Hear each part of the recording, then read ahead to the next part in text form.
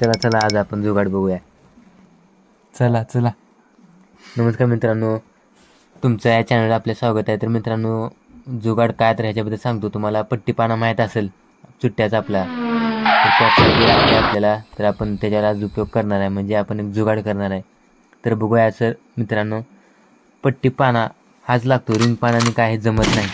तर कॉक बाहेर असलेले असे उघड्यावरती तर त्यांचं कामच ते आहे, तुटायला त्यांना भाग नाही, लगेच तुटून जाते. कंपनीचं काय सांगावं ते कंपनीला माहीत.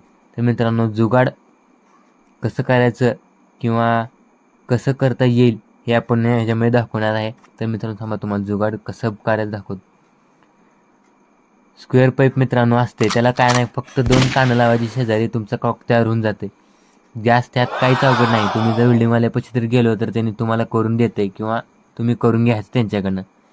मित्रांनो अजून एकदा बघून घ्या, पट्टीपानाची गरज लागत नाही, कारण सुट्ट्याकडून घेऊन जावा, परत इथं कॉक पशी आणा, हे लय अवघड असते.